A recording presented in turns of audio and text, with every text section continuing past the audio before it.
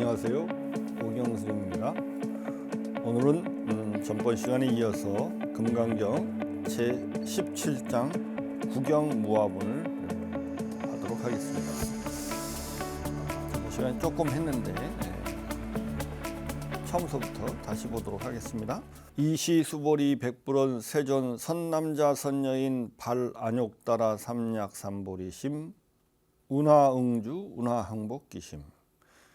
이때에 수보리가 부처님께 사루어 말씀하시기를 세존이시여 선남자 선여인이 부처님께서 깨달으신 최상의 깨달음인 안욕따라 안우따라 삼약삼보리 무상정등각을 얻겠다는 마음을 바랬을진데는 운하응주 어떻게 응당 생활을 해야 하고 운하항복기심 어떻게 그 마음을 항복 받아야 합니까? 어떻게 마음을 써야 합니까? 하는 뜻이죠. 그 다음을 보겠습니다. 불고수보리 선남자 선여인 발안욕따라 삼약삼보리. 자, 이때 삼보리 심자를 전통적으로 넣었는데 여기서는 뺐네요. 뭐 넣어도 되고 빼도 되고요. 일단 부처님께서 수보리에게 고하시기를 선남자 선여인이 최상의 최고의 가장 높고 바른 깨달음을 얻겠다는 마음을 바란 자는 응당 이와 같은 마음을 내어야 한다. 어떤 마음을 내야 되냐면 그 다음 문장이죠. 어떤 마음을 내야 되냐면 아흥멸도 일체중생 멸도 일체중생이 이무유일중생 실멸도자. 어떤 마음을 내냐면 내가 응당 일체중생을 멸도는 뭐 제도하겠다는 거예요. 일체중생을 내가 다 열반에 들게 하겠다라고 마음을 먹을 뿐만 아니라 실제로 일체중생을 열반에 들게 한 다음 했는데 이무유일중생 한 중생도 실멸도 실제로 멸도를 얻은 자가 없어야 한다.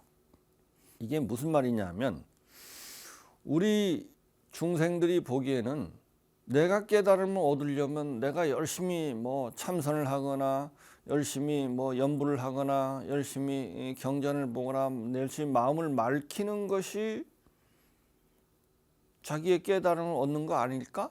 그런데 부처님의 대답은 뭡니까? 일체 중생을 깨달음을 얻게 하겠다. 그것이 나의 삶의 목표가 돼야 내가 깨달음을 얻는다라고 하는 거죠. 이게 굉장히 이 금강경에서 제가 가장 중요한 메시지를 담고 있는 구절이라고 했습니다. 우리는 자기의 깨달음을, 자기의 향상을 위해서 노력하면은 그러면은 다른 말로 하면 자기의 향상만을 위해서 노력하는 사람은 깨달음을 얻지 못한다는 겁니다. 최상의 깨달음을 얻지 못한다는 거예요. 왜냐하면 왜 그럴까요? 자기의 향상을 위해서 노력하는 사람은 벌써 아상이 있어요. 그죠? 아상이 있어요. 나라고 하는 아상이 있어요. 그렇기 때문에 이 사람은 자기의 향상을 노력하면 할수록 아상이 커져요.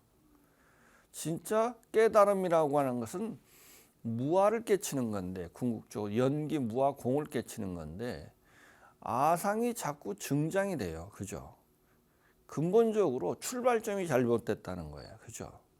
그러니까 무아라고 하는 기본적인 입장에 기본적인 그 진리 위에서 우리가 수행을 해야 그것이 바른 수행이 되고 바른 수행을 해야 궁극에 부처님이 얻었다는 최상의 깨달음을 얻을 수 있습니다.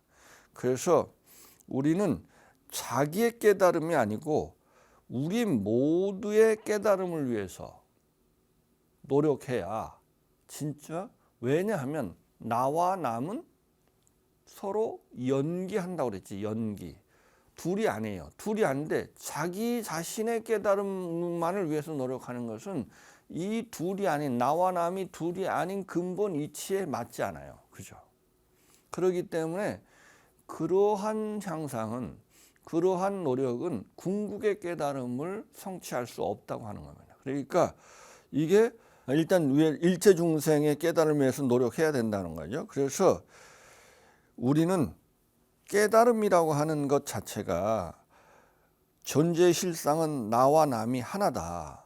다른 말로 하면 나랄 것이 없어지는 것. 그래서 궁극적 진리하고 하나가 되는 것이 이게 깨달음인데, 우리는 자꾸 자기의 향상과 자기의 이익과 자기의 발전만을 위해서 우리가 노력해요. 그러니까 초기 경전에는 이런 자각이 잘 없었어요.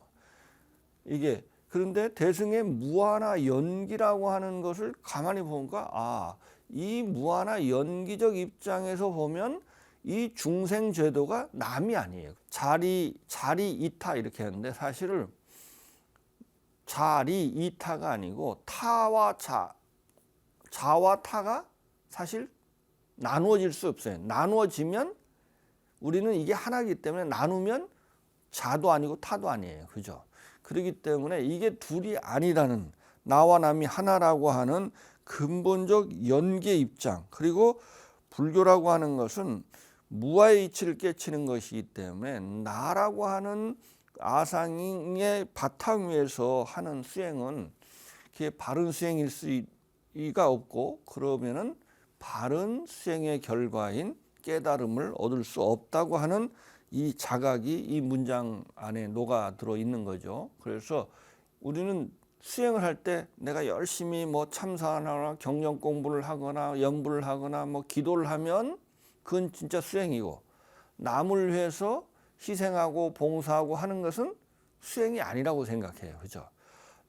이것도 자기를 위해서 노력하는 만큼 남을 위해서 희생하는 것, 남의 향상을 위해서 자기를 희생하는 것이 진정한 자기를 위하는 거네. 그죠? 이게 진정한 바른 수행이라고 하는 것을 우리가 항상, 우리 불자들은 꼭 명심해야 됩니다. 이게 무아행이고 이게 진리에 근거한 삶입니다. 진리에 근거한 삶을 살아야 돼요. 그렇기 때문에 항상 우리 현대인들이 가장 싫어하는 게 뭐예요? 자기 희생이에요. 그죠? 자기 희생. 자기 희생. 자기를 희생하는 게 자기랄 게 없어요. 그렇기 때문에 희생이라는 게 없죠, 사실은. 그래서 나와 남이, 우리는, 그런데 나라는 게 무아행이 다른 말로 하면 자기 희생이에요. 그죠? 남을 위해서 봉사하고 또 남의 행복과 안락을 위해서 자기를 좀 희생하고, 그런 걸 통해서 함께 성장하는 거예요. 그러기 때문에 이걸 통해서만이 진정으로 남을 위해서 자기를 희생하는 것을 통해서만이 진정으로 자기가 향상할 수 있는 거예요. 왜냐하면 이것이 무엇입니까? 이것이 진리에 부합한 행동이에요. 그렇기 때문에 마음이 맑아져요. 그죠? 그러니까 불교에서 제가 가장 중요한 수행 중에 하나가 보시라는 것이, 보시라는 게 뭘까요? 자기가 열심히 노력한 재물이나 재능을, 능력을 남을 위해서 쓰는 거잖아요. 그죠? 이것이 왜 수행이냐? 이것이야말로 자기를 밝히는, 그죠? 근본적인 지혜를 증장시키는 가장 중요한 덕목입니다. 우리는 왜 지혜가 안 생길까요? 욕심 때문에. 자기를 이롭게 하려는 마음 때문에 이 욕심이 우리의 마음을 가려서 우리가 가지고 있는 근본 지혜가 발현되지 못한다고 하는 겁니다. 이것을 없애는 것은 끊임없이 남을 위해서 보시하고 희생하고 자기의 재물이나 자기의 능력을 남의 행복과 안락과 또 남의 근본적인 향상인 깨달음을 위해서 우리가 자기를 희생하는 것만이 이게 진정한 의미에서 수행일 수 있다는 것을 꼭 명심해야 됩니다. 뿐만 아니라 그렇게 해서 일체 중생을 제도를 했는데 한 중생도 실제로는 제도된 중생이 없다라고 하는 것은 다음 문장이 그것을 설명하죠. 왜 한 중생도 제도된 중생이 없냐 하면 하이고 수보리 약보살 약유아상 인상 중생상 수자상 즉비보살. 왜냐하면 수보리야 보살이 아상 인상 중생상 수자상이 있으면 보살이 아니기 때문이다. 그러니까 제도하는 자는 보살이죠. 제도되는 자는 중생이죠. 제도하는 자가 없다는 거죠. 말하자면 제도하는 아상이 없다는 것은 아상은 아는 없어요. 그죠? 우리는 뭐가 있다고 그랬어요? 항상 제가 나는 없어요. 우리는 뭐가 있냐면 내가 있다는 생각이 있는 거죠. 사실은 우리가 내가 있다고 생각하든 없다고 생각하든 우리는 나는 없답니다. 이것은 사실은 바뀌지 않아요. 그죠? 사실은 바뀌지 않아요. 내가 있다고 생각하든 없다고 되는 사실은 있겠죠. 진리는 있겠죠. 그죠? 근데 우리는 내가 있다고 하는 생각이 있어요. 그죠? 그 생각이 무아를 봄으로써 나라는 게 없구나. 우리 모든 중생은 아상이 있어요. 내가 있다는 생각이 있어요. 이 생각 위에서 우리가 이제 자기를 이롭게 하고 자기 자신만을 위해서 우리가 우리의 인생을 영위하려고 하죠. 그래서 부처님 우리가 보살이 아상, 인상, 중생, 수자상이 있으면, 그러니까 나가 있다는 생각이 있으면 보살이 아니에요. 보살은 가장 먼저 보살은 이 문장의 저 맨 마지막에 문장에서와 같이 보살은 무아법에 통달한 자를 진정으로 보살이라고 한다. 무아법에 통달해야 보살이에요. 무아법에 통달해야 불자라고 할 수 있는 겁니다. 무아법을 우리가 받아들이고 신뢰하고 믿어 이해하고 받아들여서 내 생각이 되고 그리고 무아법의 바탕 위에서 실천하는 우리의 삶을 살아가는 자만이 보살이라고 할 수 있다는 겁니다. 무아의 이치를 알면 내가 있다는 생각이 없어요. 그죠? 그러니까 내가 없기 때문에, 그러니까 다른 말하면 중생을 제도하는 자가 없어요. 그러니까 제도되는 중생도 없어요. 그래서 우리는 나라고 하는 아상이 끊임없이 어떤 행위를 하고 특히 선행을 하면 남한테 선행이라는 남한테 존경받을 일을 하면 존경을 해주기를 바라요. 그죠? 이게 아상이에요. 나를 높이려는 생각이 자꾸 생겨요. 그 사람이 좀 똑똑하고 좀 부자이고 또는 덕행을 많이 하고 그러면 없던 아상이 생긴다는 겁니다. 그런데 궁극적으로는 나랄 것이 없답니다. 그러니까 이것이 수행이에요. 그러니까 선행을 하고 말하자면 좋은 일을 하면서도 아상이 없어야 돼요. 아상이 없어야 돼요. 그러면 아상이 나랄 것이 없어요. 그렇기 때문에 보살은 이 아상이 없기 때문에 나랄 것이 제도하는 자가 없기 때문에 제도된 중생도 없다고 생각해요. 그러니까 제도된 중생이 없다고 하는 것은 다만 중생을 제도하면 제도하는 자와 제도를 받는 자는 이게 말하자면 제도하는 자는 더 위에 서고 제도를 받는 자는 더 아래에 있어요. 그죠? 보시를 받는 자를 자꾸 자기도 모르는 사이에 말하자면 하대를 하게 되는 거예요. 낮추게 되는 거야. 이러면은 안 되죠. 우리가 보기에는 어떤 행위를 하면 행위하는 자가 있어서 행위를 한다고 생각해요. 그죠? 어떤 행위를 하면 뭐라면 중생을 제도하면 제도하는 자가 있어야 된다고 생각해요. 그죠? 근데 부처님께서 무아를 어떻게 말씀하시면 행위는 있지만 행위하는 자는 없다. 행위는 있지만 행위하는 자는 없다. 이게 참 중생이 이해하기 어려운 것 중에 하나죠. 가장 이 부처님의 가르침이 가장 어려운 건데, 가장 기초 개념에서 가장 어려운 사실 중생한테 어려운 겁니다. 이걸 잘 살펴보라는. 우리는 나라고 하는 게 무언지, 나라가 있다는 무의식서부터 있는 그런 전도 몽상이 잘못된 생각이 있는데, 나라는 게 없답니다. 말하자면 나라는 게 또 다른 말로 하면 마음인데요. 마음, 우리의 어떤 행위의 주체로서의 마음인데요. 이 마음이라고 하는 게 없답니다. 근데 아니, 우리가 보고 들으면 보고 듣는 자가 있지 않을까? 근데 이건 마음의 어떤 작용이나 어떤 현상을, 심리 작용이나 심리 현상은 마음이라고는 주체가 있어서 행위를 하는 게 아니고, 어떤 조건이 되면 심리 현상이 일어나고 심리 작용이 일어난답니다. 나랄 것이 없다는 사실을, 나라는 생각이 있으면 보살이 아니에요. 다른 건, 보살은 내가 없기 때문에 행위하는 자기가 없기 때문에 행위의 대상인 중생도, 그러니까 여기서 제도된 중생도, 한 중생도 없다. 제도된 중생도 없다고 하는 겁니다. 그래서 그래서 여기서는 보면 보살은 아상, 인상, 중생상, 수장이 있으면 보살이 아니다. 다른 말로 하면 보살이란 아상, 중생, 수자상이 없는 거죠. 그러니까 나랄 것이 없다는 사실을 알면, 내가 없으면, 행위한 주체가 없으면 행위의 객체도 없습니다. 그러니까 중생도 없다는 거죠. 일체 제도된 중생도 없는 것입니다. 그 다음 문장을 보겠습니다. 소희자, 까닭이 무엇이냐 하면 수보리야 실무유법 발안욕따라 삼약삼불이 심자.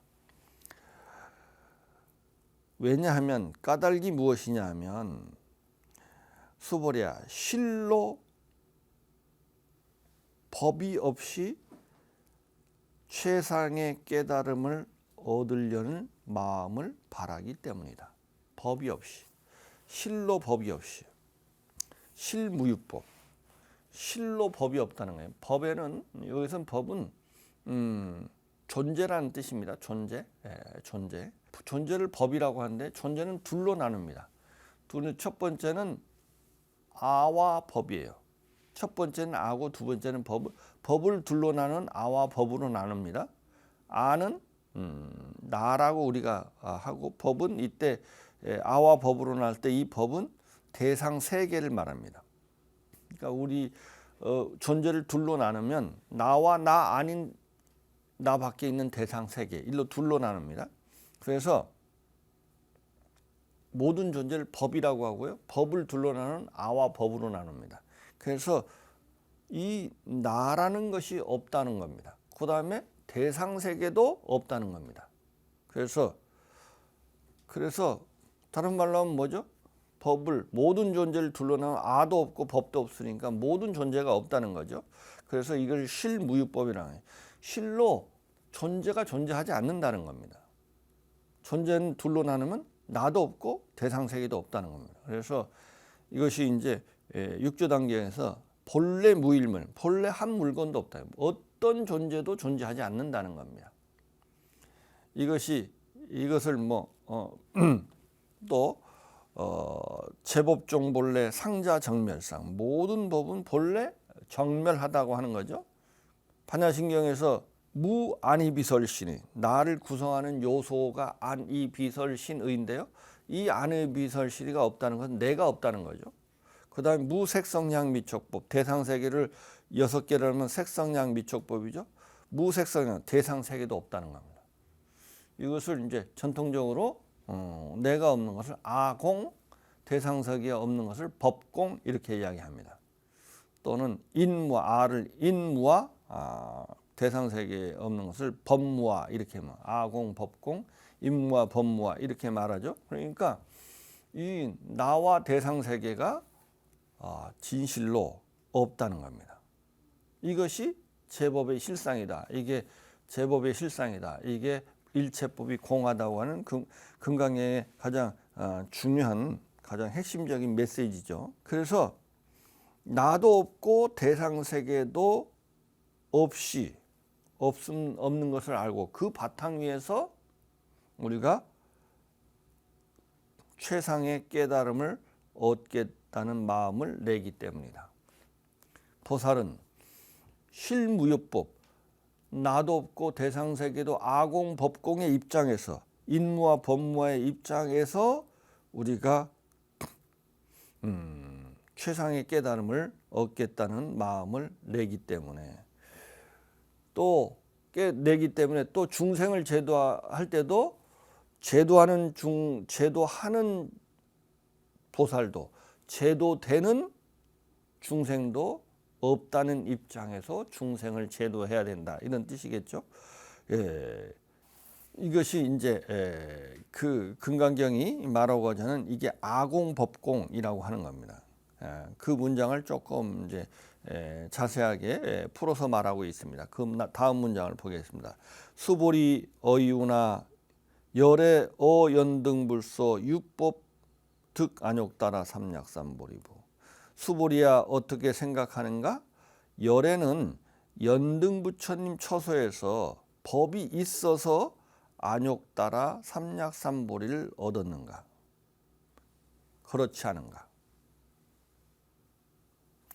그러니까 법이 있어서라는 것은 깨달음을 얻으려면 깨달음을 얻는 자가 있고, 깨달음이라고 하는 깨달음을 얻을 무엇을 깨닫는 거잖아요. 깨달을 것이 있고 깨달음을 얻는 자가 있느냐는 거죠. 그러니까 주관이 있고 객관이 있냐는 거예요. 깨달음, 주관이 있고 객관이 있는 상태에서 깨닫는 자가 있고 깨달을 것이 있어서 깨달았느냐는 거예요. 사실은 주관도 객관도 실제는 없는데 그 바탕 위에서 최상의 깨달음을 얻었다는 거죠. 그래서 그 다음 문장엔 불야니이다 세존이시여 여아의 불소설의 불어연등불소 무유법 득 안욕따라 삼약삼. 그래서 법이 있어서 안욕따라 삼약삼불을 얻었느냐? 그러니까 그렇지 않습니다.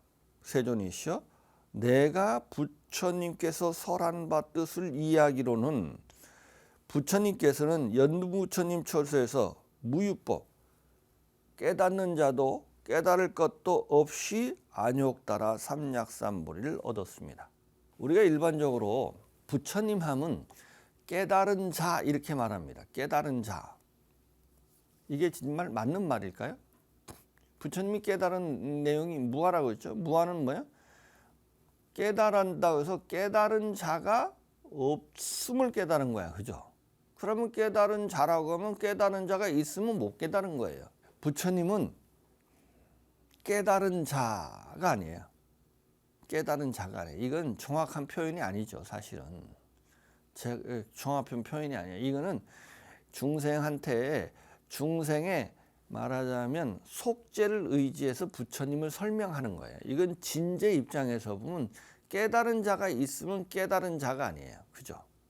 깨달은 자라는 건 깨달은 자가 없음을 깨달은 거야. 그럼 깨달은 자란 말 안에 깨달은 자가 있다는 이 전제가 있는 거잖아요. 진리를 깨닫으면 깨달은 자가 있어야 진리를 깨달을 수 있어요.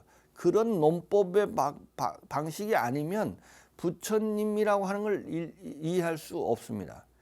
저 뒤에서 보면, 그래서 저 뒤 문장에 한 페이지 정도 다음 페이지에 보면 열애라고 하는 것은 제법의 여의다, 이런 말이 있어요. 이 말은 뭐냐면 부처님이라고 하는 것은 제법의 여실한 상, 진짜 모습, 진여 그 자체를 부처님이라 한다. 다르면 열애는 깨달은 자가 아니라는 뜻이에요. 그냥 진리 그 자체다, 이런 뜻. 진리를 깨달은 자가 부처님이 아니고 진리 그 자체가 부처님이라는 뜻이에요. 이 뒤에 문장에, 그 뒤 문장에 보면 그런 구절이 있어요. 이게 굉장히 중요한 겁니다. 왜냐하면 부처님은 깨달은 자가, 진리를 깨달은 자가 아니에요. 진리 그 자체예요. 진리 그 자체. 어떤 현상이나 작용은 현상케 하는 자, 작용하는 자가 있어야 작용이나 현상이 있다고 자꾸 우리가 생각해요. 그죠? 어떤 행위가 있으면 행위하는 자가 있다고 생각하는데 곰곰이 생각하면 그렇지 않아요. 비가 오면 비를 뿌려주는 자가 있어서 비가 옵니까? 그게 아니잖아요. 어떤 조건이 화합하면 비가 내리는 거잖아요. 그걸 강우현상이라고 해요. 우리는 자꾸 어떤 현상이 일어나면 현상케 하는 자가 있어야 된다고 생각하는 거야. 그죠? 근데 실제로는 현상케 하는 자가 없어요. 그죠? 그 다음에 비가 내리면 비라는 게 물질이라는 게 있어야 떨어진다고 생각하죠. 근데 비가 내린다고 하는 것은 비라는 게 뭘까? 그냥 물리 현상이에요. 물리 현상. 그걸 비라고 하는 거예요. 현상을 물체화, 자꾸 실체화 시켜요. 불교에서 보면 물질이 있는 게 아니고 물질 현상이 있는 거예요. 그죠? 생명이 있는 게 아니래요. 생명 현상이 있는데 자꾸 우리는 생명 현상에다가 생명이라고 자꾸 실체화 한다는 거예요. 마음이라는 게 있는 게 아니래요. 마음이 있는 게 아니고 심리 현상이나 심리 작용이 있을 뿐이에요. 그런데 우리가 어떤 작용이 있고 현상이 있으면 주체가 있다고 자꾸 생각한다는 거예요. 왜 현상케 하는 자가 없어도 현상해요? 그 이유를 설명하는 게 연계예요. 조건이 화합하면 현상하고 작용한다는 거예요. 그러니까 작용하는 자, 현상케 하는 자가 실제로 있지 않다는 거예요. 이게 무아예요. 이게 무아예요. 우리는 그런데 이걸 자꾸 이 잘못된 생각을 우리는 끊임없이 모든 중생이 가지고 있는 전도문, 잘못된 생각이라는 거예요. 그렇기 때문에 반드시 실체가 있다고 생각하는 주체가 있어야 된다고, 깨달으면 깨닫는 자가 있어야 된다고 생각하는 우리의 아주 뿌리 깊은 전도 몽상이 있어요. 그 맥락으로 말하지 않으면, 그 틀에서 말하지 않으면 부처님 중생들 못 알아들어요. 그렇기 때문에 부처님을 깨달은 자 이렇게 말해 주는 거예요. 그래서 어쩔 수 없이 그렇게 말하는 거예요. 그래서 가장 중요한 메시지고요. 그래서 여기서도 보면 실로 깨달음을 얻어도 깨닫는 자도 없고 깨달을 것도 없어요. 깨닫는 자도 없고 깨달을 것도 없어요. 그렇다고 해서 깨달음이 없는 게 아니에요. 우리는 비를 뿌려주는 자가 없다고 해서 비가 안 내리는 게 아니잖아요. 그죠? 행위는 있지만 행위하는 자는 없다고 하는 겁니다. 그래서 실로 법이 없이 안욕따라 삼약삼부를 깨달음을 얻었다는 거예요. 뭐냐면 깨닫는 자도 깨달을 것도 없이 깨달음을 얻은 거예요. 다른 말로 하면 주관과 객관이 사라져요. 우리가 보면 주관과 객관이 사라지면 아무것도 없어진다고 생각하죠? 깨달음은 있어요. 그죠? 깨달음은 있어요. 법 없이 깨달음을 얻었다. 연두 부처님께서는 법 없이, 그러니까 깨닫는 자도 깨달을 것도 없이 깨달음을 얻은 거예요. 그 다음 문장을 보면 불언 여시여시 수보리 실무육법 열애득 안욕따라 삼약삼보리. 부처님께서 말씀하시기를 여시여시, 이와 같고 이와 같다. 그러니까 수보리가 지금 앞에서 한 말을 인정하는 거예요. 네가 한 말이 맞다. 이와 같고 이와 같다. 수보리야 실로 법 없이 열애는 안욕따라 삼약삼보를 얻은 것이다. 그러니까 깨달은 자도 없고 깨달을 것도 없이 깨달음을 얻은 거예요. 이게 참 말이 좀 어떻게 보면 황당한 말인데요. 이걸 잘 생각해 보면 이해 못할 것도 아니에요, 사실. 그죠? 그래서 그 다음 문장을 또 보겠습니다. 수보리 야육법 열애득 안욕따라 삼약삼보리자 연등불 즉불 여하수기 여넷의 당득작걸 호서가문이. 수보리야, 만약 법이 있어서 열애가 안욕따라 삼약삼부를 얻었다면 연등 부처님께서 나에게 내세에 나에게 너는 내세에 부처가 될 것인데 그 이름을 석가모니라고 할 것이다 라고 하는 수기를 나에게 주지 않았을 것이다. 우리는 깨달으면 깨달은 자가 있어야 돼 깨달음이 있다고 생각해요. 그죠? 깨달을 것이 있어야 깨달음이 있다고 생각해요. 그러니까 나와 대상, 주관과 객관이 있어야 어떤 작용이나 어떤 행위가 이루어진다고 생각해요. 실제로는 그렇지 않다고 하는 거죠. 그래서 결론적으로 말하면 하이고, 왜냐하면 열애자 즉 제법여의입니다. 열애라고 하는 것은 부처님이라고 하는 것은 뭐냐 하면 제법의 진실한 여실한 모습이란 뜻이다. 여실상 진실한 제법에 있는 바 그대로의 모습을 열애라고 하는 거예요. 그 짓는 바 중생의 입장으로 보면 제법에 있는 바 그대로의 모습을 안 자가, 깨달은 자가 부처님이다 이렇게 말해야 되지만, 실제로는 열애라고 하는 것은 제법에 있는 바 그대로의 모습이라고 한다. 여기서 제법의 여가 이게 진여입니다. 진여입니다. 부처님은요, 다른 말로 하면 깨달은 자가 아니고 진리 그 자체인 진여예요. 진여. 그러니까 이 금강경에서 자주 나오는 열애라는 말이 나오는데, 열애라는 말의 대부분의 의미는 진여의 의미입니다. 진여. 진리 그 자체, 궁극적 진리, 진여라고 하는, 제가 전번 시간에도 항상 이야기했는데, 이 진여라고 하는 것이 진여를 무위법이라 했죠. 무위법, 만들어지지 않은 것 이런 뜻인데요. 이 진여의 가장 큰 특징은 무명업식이 만들지 않은 거예요. 만든 게 아니에요. 그러니까 무명업식이, 무명이 사라진 거예요. 무명이 사라졌기 때문에 뭐가 사라졌냐면 업이 사라지고, 업이 사라지기 때문에 식이 사라졌어요. 그래서 일체 유심조, 이 유심조 할 때 심이 마음이거든요. 이게 무명업식이거든요. 이 마음이 사라지면 일체가 사라져요. 그러니까 일체가 사라지기 때문에 무명업식이 끊어진 자리는 무명업식이 만든 모든 상이, 다른 말은 일체법이 사라져요. 그렇기 때문에 이 진여의 가장 큰 뜻이 무상이에요. 무상. 모습이 없어요. 모습이 없기 때문에 어떠한 모든 언어나 사유나 논의가 사라졌어요. 왜냐하면 상이 있어야 상을 묘사하는 게 언어거든요. 그래서 이 진여는 열애소설법은, 열애소득법은, 열애께서 말하고자 하는 궁극적 진리인, 궁극의 진리인 진여는 자 앞에서 보면 불가설, 불가득, 불가사의 이런 말을 씁니다. 불가설, 말할 수 없다. 왜? 모습이 없으니까 묘사를 할 수가 없어요.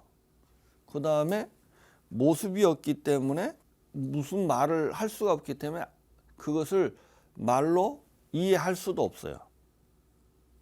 그리고 우리의 모든 언어나 우리의 모든 개념은 무명업식이 마음이 만든 거예요.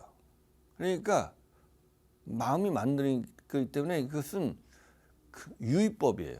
이 무의인 진여는 유의인 거짓으로 이 진짜를 설명할 수가 없어요. 그래서 불가사의 우리의 모든 사유와 논의가 사라졌어요.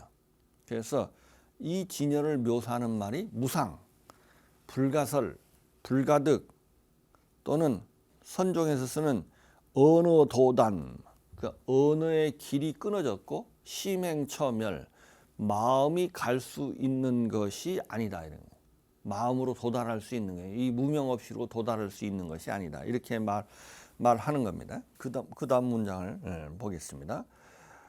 약 유인 언 열의 득 안욕 따라 삼약 삼보리 수보리 실무유법 불득 안욕 따라 삼약 삼보리. 만약 어떤 사람이 열애가 안욕 따라 삼약 삼보리를 얻었다라고 말한다면 수보리야 실로 법이 없이는 깨달음을 얻은 자도 깨달을 것도 없이 부처님은 안욕 따라 삼약 삼보리를 얻은 것이다. 그렇죠. 우리는 부처님은 깨달은 자, 깨달았지만 깨달은 자가 없어요. 깨달은 것이 없어요. 깨달은 것이 없어요. 그래서 수보리 열의 소득 안욕 따라 삼약 삼보리 어시중 무실무허. 그래서 수보리야 열애가 얻은 안욕 따라 삼약 삼보리는 열애가 얻은 안욕 따라 삼약 삼보리는 궁극의 진리를 최상의 열애가 얻은 최상의 깨달음, 다른 말로 하면 궁극적 진리는 이런 뜻이에요. 궁극적 진리는 이 가운데는 실도 없고 허도 없다. 실도 없고 허도 없다는 것은 뭐냐 하면 무슨 뜻일까요? 이것은 상이 없기 때문에 이렇다 저렇다 말을 할 수가 없어요. 그죠? 이렇다 저렇다. 어떻게 묘사할 수가 없는 거야. 그래서 이 가운데는 이 궁극적 진리는 실도 없고 허도 없다. 뭐 이런 뜻도 있고요. 또는 이것은 진여 그 자체이기 때문에 무실, 공을 통해서만 진여로 가기 때문에 무실이에요. 이게 무실은 공이란 뜻이죠. 이 법은 공, 일체법이 유의법이 공하다라고 하는 그 자리가 곧 무의법의 진여의 자리입니다. 그리고 무허입니다. 이 진여는 모든 유의법은 무실, 실함이 없이 공하지만 이 무의법은 공하지 않아요. 이건 실체가 있고 자성이 있어서 이것은 무한한 공능이 있다고 합니다. 공능이 있다고 합니다. 그래서 그러므로 열애는 설한다. 일체법 계시불법. 여기서 그러므로 열애는 설한다. 일체법이 계시불법이다. 이 말은 어떤 의미냐면 여기서 일체법은 무슨 뜻일까요? 우리가 말하는 모든 존재, 우리가 말하는 모든 존재는 나와 세계인데요. 일체법은요. 우리가 말하는 모든 존재는 유의법이에요. 마음이 만든 거예요. 그죠? 마음이 만든 거예요. 그래서 유의법이라서 유의법인데 그것이 계시불법이에요. 다 불법이다.